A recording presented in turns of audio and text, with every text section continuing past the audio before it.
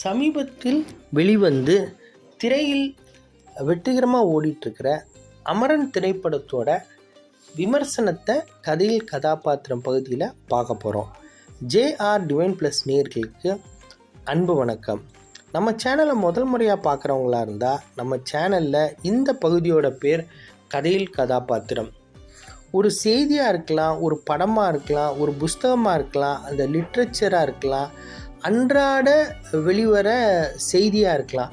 அதில் அந்த கதாபாத்திரத்தின் வாயிலாக உலகத்தை நம்ம பார்க்க போகிறோம். அவங்களுண்டான நியாயத்தை நம்ம அலச போகிறோம். அதில் ஒரு சிறு முயற்சி. அமரன் படம் திரு மேஜர் முகுந்த் அவர்களின் வாழ்க்கை வரலாறு. அவர் எப்படி ஒரு மாபெரும் வீரனோ, இந்து ரெபேக்கா வர்கீஸ் அவரோட மனைவி மற்றும் குழந்தை ஒரு மாபெரும் வீராங்கனைகள். இதை இன்றைக்கி நம்ம எல்லாம் பார்க்குறோம், வியக்கிறோம், பேசுகிறோம்.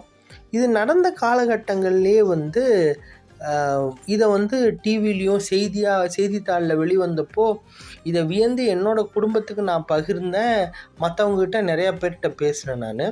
இன்னொன்று இது எவ்வளோ எனக்கு க்ளோஸ் அப்படின்னா, நானும் மெட்ராஸ் கிறிஸ்டியன் காலேஜ் ஸ்டூடெண்ட்டு.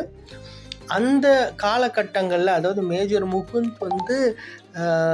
படித்த காலகட்டங்களில் நிறைய தொடர்பு எனக்கு இருக்குது. அதை இப்போ நம்ம சொன்னோம் அப்படின்னா ரொம்ப ஆர்டிஃபிஷியலாக இருக்கும். அதனால் அதை நம்ம தவிர்த்துருவோம். இந்த கதாபாத்திரத்தில் ஆழமாக பார்த்தீங்க அப்படின்னா, திரு கமலஹாசன், அதாவது இதோட ப்ரொடியூசர் உலகநாயகன் கமலஹாசன் அவர்களை அவர்களோட பாதிப்பு ரொம்ப இருக்கும்.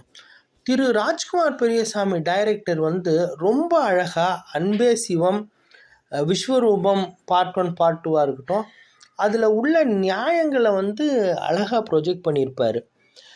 இப்போ இந்த ஒவ்வொரு பகுதியில் அவங்கவுங்க பகுதியில் அவ்வளோ ஒரு சில பொலிட்டிக்கல் காரணங்களுக்காக, அரசியல் காரணங்களுக்காக பிரச்சனை நடக்கும். அந்த பிரச்சனையை அவங்க பக்கம் நியாயத்திலிருந்து அழகாக எடுத்து சொல்லியிருப்பார்.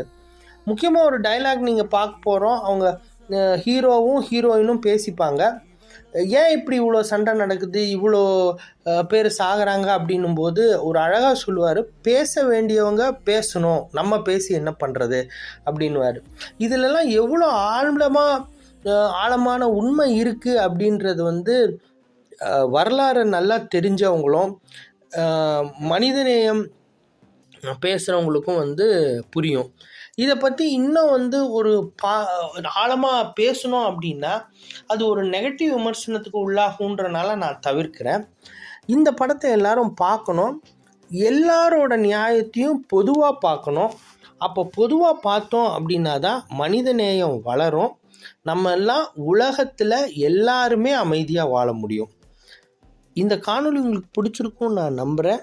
உங்களுடைய சொந்தம் மற்றும் நட்பு வட்டங்களுக்கு பகிருங்க, சப்ஸ்கிரைப் பண்ண சொல்லி வலியுறுத்துங்க. வருகிற 6, 7, 8 டிசம்பர் 2024 நம்ம கண்காட்சியை மறந்துடாதீங்க. நன்றி, வணக்கம்.